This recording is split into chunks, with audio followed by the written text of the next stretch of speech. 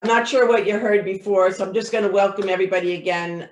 Gail Boyle, co-president of the Mamaroneck Historical Society. Many of you were present during Darla's first two presentations regarding the women's suffrage movements, but we have many new people joining today because of the change in topic. Darla comes to us tonight as Mary Mallon, also known as Typhoid Mary, and you're going to be well acquainted with her by the end of the presentation. Just a quick overview, Dr. Darla Shaw is a former Mamaroneck resident. She joins us virtually. She's currently Professor Emeritus at Western Connecticut State University. She has spoken on literacy issues in over 80 countries and has initiated literacy projects in 13 third world countries. The main thing is, though, that Darla clearly loves history, and she is a storyteller. And so tonight we're going to learn from her story of Typhoid Mary. It's all yours, Darla. My name is Typhoid Mary. I'm a poor Irish immigrant girl born in 1869. Nobody calls me Mary Mallon. They call me the most disgusting things. They call me Typhoid Mary, the most dangerous woman on earth, the most evil woman on earth, an incubator for germs, a germ factory, a bacteria bomb, a super spreader. This is how I am treated. Why? They say that due to the bacteria in my gallbladder, I have infected maybe 100 people, and there are 4 or 5 people who have actually died because of me. Oh, I can't believe what they say and do. They say that I got this bacteria from my mother in the womb. She transferred it to me, and each year I get more and more bacteria. I don't believe them. Look at me. I'm strong. I'm healthy. I've never been sick a day in my life. This is so unfair. The typhoid bacteria comes from salmonella in poor areas, tenement areas, 7 to a room, polluted water, raw sewage, garbage not picked up, rat feces all over, manure in the street from the horses. I don't live there. I live in the homes of wealthy people. I cook for the wealthy people. This is not right. I'll let you decide. I was born in Tyrone County, Ireland, Cookstown, the most devastatingly poor area during the potato famine. Oh my goodness, our life was so miserable. There were 7 children in my family. A father who was a drunk and unemployed, a mother who took in laundry. Each of the children in my family were taken out of school at 9 or 10, made to work, bring home the money for the family. There was not money for food, for rent, for anything. At age 14, I was so upset and depressed. I thought about my aunt. She had gone to the United States. She had gone to an agency and she had gotten a job as a maid. Oh, if I could only do something like that.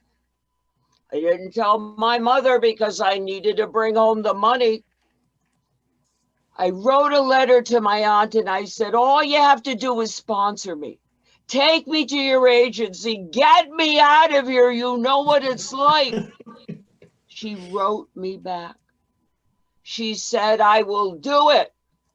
Oh, for the next year and a half, I had to work more jobs to get passage to the United States. I couldn't tell my mother. She would not want me to leave. She needed the money too badly. I left. No one knew I was leaving. I came to this country not through Ellis Island. Castle Garden is where I came through. Oh, was so happy when I saw my aunt and uncle. They took me right to the agency. Well, the agency was happy to see me. Why? I was desperate. I was poor. I was an immigrant. They could use me any way they wanted, pay me what they wanted. I was going to do what I had to do. Well, they looked at me and they also liked me because I was big and strong and healthy. I could read and write English. I had a terrible Irish brogue, but that didn't bother them. They also did not know, did I have an Irish temper? Whoa, and I blew. Well, they said to me, Mary, we start off carrying coal, lumber, ice, whatever. You want that job? I said, sure. They go, there's not much money because you have to live in a boarding house, one room with 12 women. I said, I'm there. They said, you work hard, we watch you, you become a laundress. That is $10 a month, but you stay at a nice house. Okay, for $15 a month, you can be a maid. And for $50 a month, the head cook. Whoa, did that entice me. They said the highest level is to be the manager of the house. And they said, you wouldn't qualify. You're not a citizen, you're not well educated, and you're not polished enough. And I said, that's fine. So I started working, carrying ice and lumber and coal, and I was only there a month or two. They could see my potential. And I started as a laundress. And I moved my way up to maid. Now, with these jobs, I didn't seem to be infecting anyone. Why? Well, I was working with soap and water and cleanliness and cleaning things. There was no problem. However, when I started cooking, that was the problem. Now, if I prepared something, I put it on the stove or in the oven, the germs were cooked away. But fresh fruits and vegetables, oh, I was able to contaminate them, they said. So particularly in the summer, there was a problem with me. And the best thing people liked that I made was my peach ice cream. I would churn and make vanilla ice cream. I would get these big, juicy peaches and I'd peel them and I'd chop them all up with my hands and I'd put it all over the ice cream. People loved my peach ice cream. Did I ever wash my hands? Never. No, if I went to the bathroom, I didn't wash my hands. When I was cooking, I didn't wash my hands. I didn't wash the food. We didn't worry about this type of thing. I took a bath once a week, and that was typical at the time. So that seemed to be the problem. But anyway, after about 6 or 7 years, they said, it is time for you to cook. Now, right away, I didn't have a full-time cooking job. I was like a temporary cook. So if somebody was ill, I filled in. If somebody had to be a caregiver, I filled in. If somebody went on vacation, which was unusual, I filled in. I was so excited. I was going to be a cook, and my first job as a cook, Mamaroneck, New York. Orienta Point, what a beautiful place. I was going to be working for Charles Caffin, well-known art critic, and he also had proteges in the art. Well, people loved to come to Orienta Point, so he would bring his clients and different people to stay with him.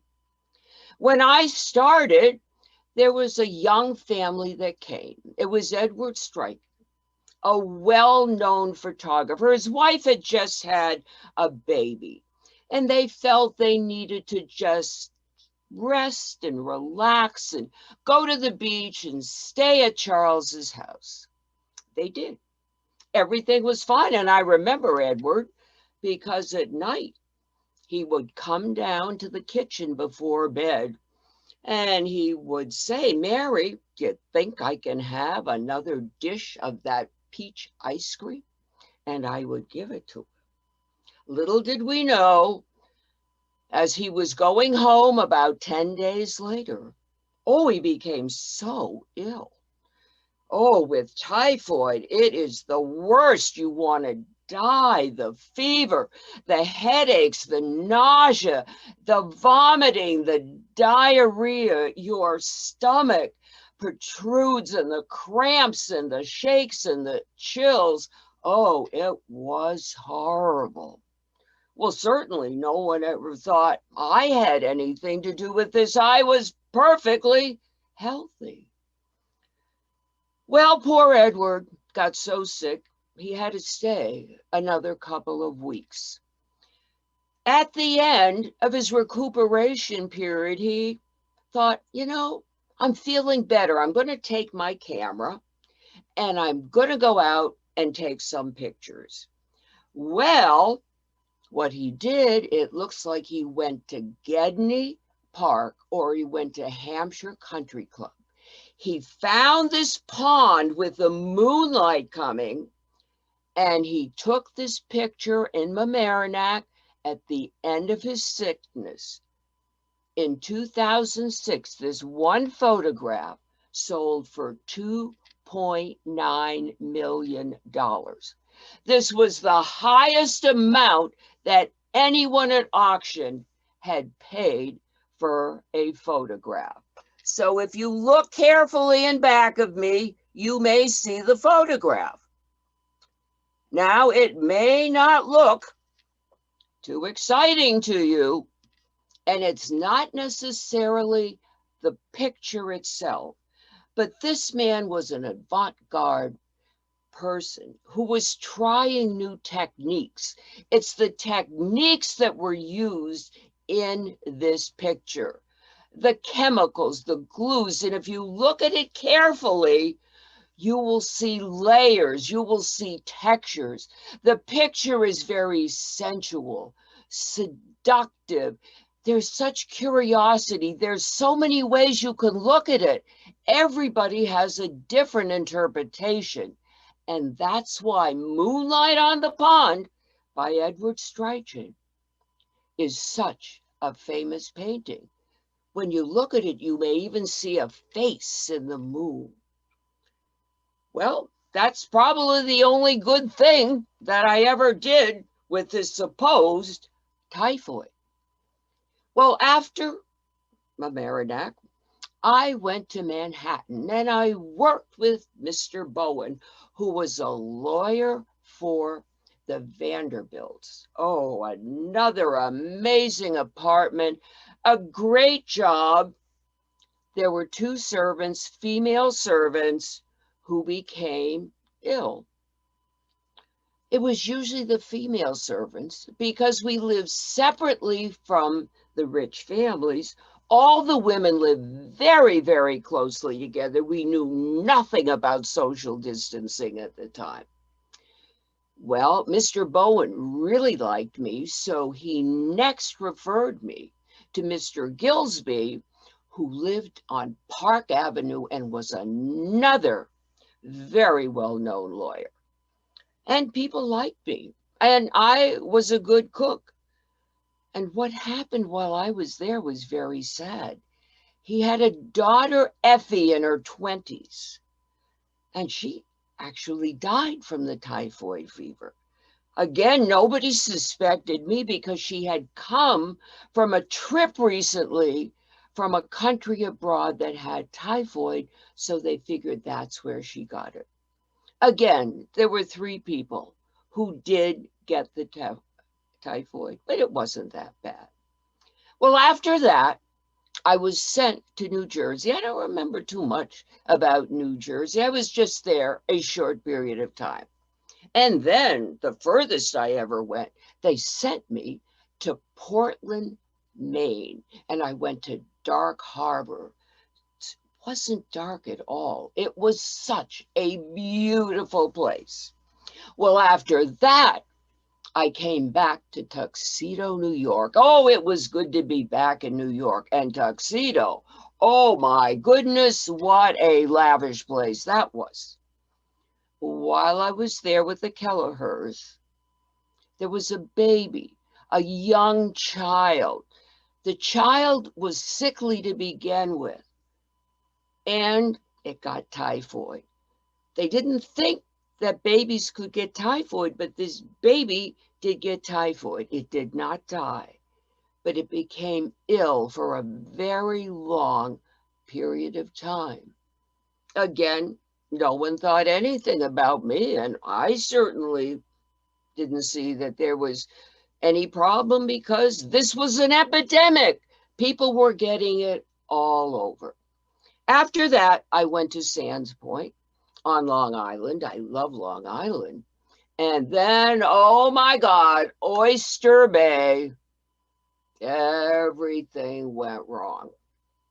The Warren family was wonderful. They rented each summer for Mr. Sims.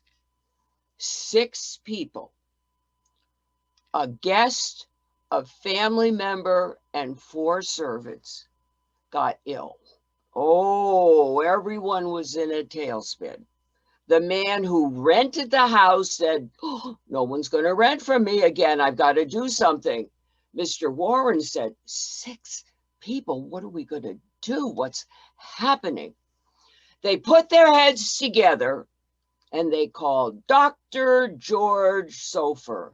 This man was a sanitation engineer. Oh, but he was more than a sanitation engineer. He was obsessed. He was a researcher. He was an author. He was a lecturer. He was going to find out everything there was to know about typhoid. They brought him in. 3 days, 2 assistants, and a recorder. He put dye in the toilets. He looked at every water system, every faucet, every cesspool, every sink, every toilet, the outhouse.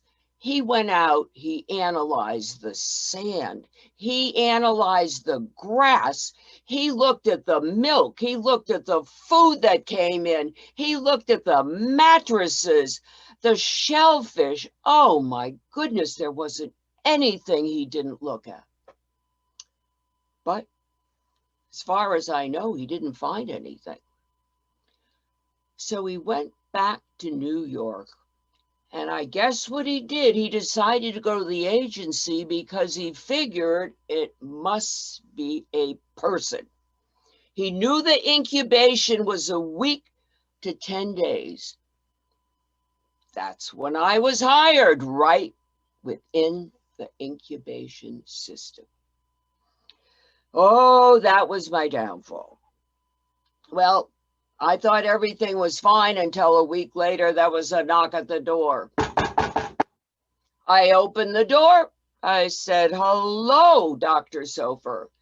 He pointed his finger at me and he said, Mary Mallon, I think that you are a bacteria carrier for typhoid. I need samples immediately of your blood, your spit, your urine, and your feces. I said, what? I picked up a cooking fork and I went after him with a vengeance. Get your blank, blank, blank out of here. I was not kidding. Oh, did he run? He got in the car. I have never seen anyone run so fast. Gone. Done. Oh, no. Next week he comes back. Now he's got a doctor who's going to explain things to me, which would have been nice. I would run so fast. I got in the outhouse and I pasted myself against the back of the door, so when they opened it, they couldn't find me, and the smell was so bad they didn't want to go any further. He left. But I knew he was not going to give up. No, he wasn't. Next week, he comes back with a whole entourage.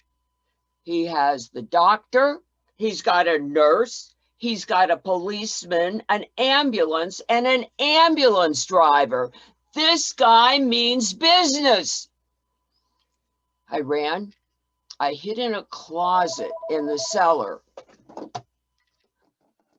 What happened was my skirt was hanging out a little bit, and they got me. Oh, I was like a caged lion. I kicked, I spit, I bit, I screamed, I did everything. It took all of them to get me into that ambulance. They put me on a gurney. I broke the straps. 2 people sat on me. Off I went for a long ride. Nobody bothered to tell me what was going on, where was I going, what was going to happen to me. Well, after the long ride, I could see I was coming to a dock. And then I was on a ferry boat, and I was going to North Brother Island Riverside Hotel, where people were quarantined. It was in the East River in New York City. It was a hellhole. And I was going to be there for 2.5 years for doing absolutely nothing. Well, I got there, strapped me down, gave me a guard, gave me a recorder, took all the tests. Every day there were more tests. The end of the week, they come to me and they say, Mary, you want to get out of here? Do I want to get out of here? Yes. How do I get out of here? We take out your gallbladder. You take out my gallbladder? I have a 90% chance of dying if you take out my gallbladder. No! Oh, I couldn't believe what they were asking me to do. Well, since I couldn't leave because I wouldn't let them take out my gallbladder, they decided they'd make me a guinea pig.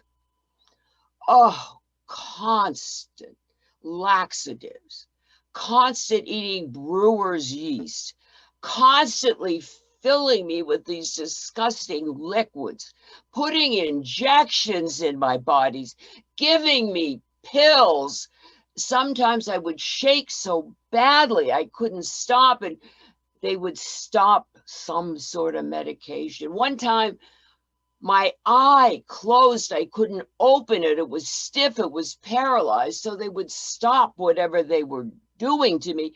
They were trying these things. How they didn't kill me, I didn't know. Well, one day I was there and I read the newspaper and I couldn't believe it. The article was about typhoid fever and people who were asymptomatic like me. They had found over 50 people. One of them was Tony LaBelle, who was a waiter, upper class restaurant. He had many more infections than I had and had caused death to so many more people than I had. Why was I here and he wasn't? Well, one of the nurses, who was kind of a friend of mine, I asked her, and she said, Mary, you're a desperate, poor, immigrant woman with no family here. They're not going to do this. He's male. He's a citizen. He has family here. He has a good job. You're the perfect guinea pig. Oh, this Irish temper was on a go again. So I figured I'm going to call the newspaper. I called the newspaper and I told them my story. I said, I need money for a lawyer. And if you want my story, you come and get it and you give me my money because I'm getting out of here. They took my story and they couldn't call me Mary Mallon. So in the story, I became Typhoid Mary, and that became my name for life. Well, when the story came out, whoa, this hospital was doing things that they should not have been doing. And my story, oh, it exposed them in a way they did not want to be exposed. So after 2.5 years, they let me go. But I had to sign a contract. And the contract said that I would let George Sofer know exactly where I was. And it said that I had to check in with him every 2 months to get all of these tests so he could keep records for his research. It said that I must not ever cook for people again. I could be a laundress. And they said, I hope you're going to wash your hands. You're going to socially distant and be more aware. Oh, of course, I will do all of those things. Give me the pen. I signed off. I knew I wasn't going to do any of this, but I just wanted to get off of this horrible island. Waited for the ferry. They gave me some money, got off the ferry, standing there like, what am I going to do? Well, right across from the ferry was a bar. So I figure I'll go get myself a drink and I'll figure it out. Well, I wasn't there 10 minutes at the bar when this guy, not too attractive, older than I am, came over and said, I'd like to buy you a drink. His name was Aaron Brinkerhofer. Well, people were usually not friendly, were not nice to me. No male had ever been attracted to me. So I started buying him drinks then because he didn't have any more money. And we talked all day, all night. And I guess you could say we became an item.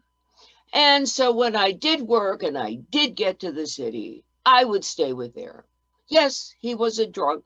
I was used to drunks. I had never found any other type of men except the rich ones, which certainly I would not have a relationship with. So now I've got to find a job. I called somebody I had worked with and I said, you know, I need a job, but I can't go through the agency. They're going to trace me again. So my friend said, well, you know, you're not going to get as much money, but I know they're looking for somebody temporarily in Ridgefield, Connecticut. I said, I am there. So I go to Ridgefield, Connecticut. The quarantine is over. 6 people in the family are infected. I had washed my hands. I did what I could. I thought I was okay. I sit myself down. I say, Mary, we got to have a new game plan here. Okay, first of all, I'm going to change my name every single time I get a job so they can't trace me. So I became Mary Brinkerhofer. I became Marie Brown. I had at least 25, 30 different names. It was fun creating names. Then I said, you know, I can't change much about my appearance. I had bright red hair, but I can dye it black and brown and yellow and gray. Then I can also make braids, or I can curl it or cut it or keep it long. So I kind of changed my appearance. And then I decided I can't go to families because they're going to be able to track me down. I've got to work in hotels or hospitals or spas or schools or big organizations, and that'll work for me. It did. 7 years it worked for me. George did not find me. I was so pleased with myself. But George kept on my case. He found out that I had a boyfriend. And he found out that this boyfriend hung out at this bar across from the ferry on the dock. And he found out his name was Aaron. He went to that bar, asked for Aaron. And of course, he was there. And of course, if you buy Aaron drinks, he will tell you everything and anything. So he said, Aaron, oh, I think we have a friend in common. Her name is Mary Mallon. He said, yeah, Mary Mallon. I think it's Mary Brown now. Oh, okay. You know, I have some money for her and I really need to, you know, find her. And he said, oh, no problem. He said, you know, she's up at Sloan Hospital for Women in upstate New York. And then he told about all the other places that I had worked. Love that, Aaron. I should have known. Well, good old George got his entourage together, the nurse, the doctor, the ambulance driver, and the policeman, and up to Sloan Hospital they come. Now, I'm 40 years old. The Spitfire is gone out of me. I didn't do what the contract said. I signed the contract. I'm in big trouble. Okay, here I go back to North Brother Island in the East River. I said, don't put me on a gurney. Don't strap me down. Just let me sit. So I got there. I knew the routine. Again, it was all of the tests. Mary, would you like to have your gallbladder taken out? No, I would not like to have my gallbladder taken out. Okay, well, you know what that means. And they put me through all of these different experimental situations again. Well, people were beginning to feel a little sorry for me. I'm in my 40s. I can be on this island for 10, 20, 30, 40, 50 more years. They finally give me this little shacky cottage that's on the island. They kind of fix it up for me. They said, you know, you can have a garden. And then there was this woman and her dog had puppies. So I had a puppy. And then this one doctor, he kind of liked me, saw I was bright and hardworking. He said, look, I'll pay you. I want you to work in the lab. I want you to do clerical work for me. And also, you can't infect anyone. I want you to do sterilization of the bottles and the lab equipment and keep that organized. I really liked my job. And there was one woman who liked to walk every day. And she said, Mary, would you like to walk with me? And I walked with her every day. And then I was so surprised because they said there's a woman that goes to New York City and she gets materials and supplies on the ferry. Would you like to go once a week with her? I said, yes. They knew I wasn't going to run away. I wasn't going to do anything. And they tried. I was really pleased at this point to make my life better. So This was my life for so many years. And then at age 67, I had a terrible stroke. One whole side of my body was paralyzed and the other side wasn't that good either. And I was bedridden. They didn't give me much physical therapy. And at 69, I died of pneumonia. On this quarantined island, if you had family, they would take care of you. I had no family. I never got back to my mother. She never tried to get in touch with me.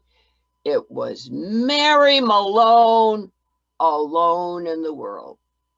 They got an old wooden casket. They put me in, put me on the ferry, and shipped me to the Queens, to where they had a pauper's burial ground. And you know where it was in the Queens? Corona, Queens. Well, that's basically how I ended my life.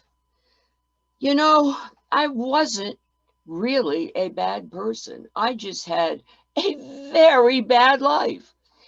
And I like to think, you know, I did some good. I did good for science because from me being a leper and a guinea pig, they learned about people who were asymptomatic. They learned the importance of washing your hands and things around you. Again, they learned more and more about social distancing, tracing, and quarantine, and so many of these things that they really didn't know that much about. And I also heard that sometimes people thought of me sort of like Henrietta Lacks. Now, I don't know if you know Henrietta, amazing woman.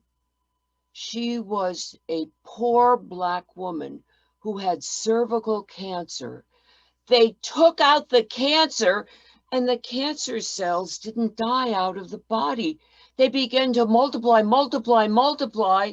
They're still multiplying. They're still living. And because of her cells, they were able to do research on stem cells and therapy with them. Now, I didn't do as much as Henrietta, but I think in my own way, I did help science.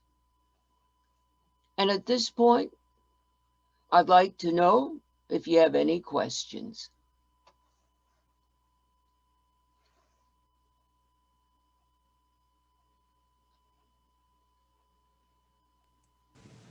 There are 2 questions in the chat box. Okay. I think, let us see. Let's see.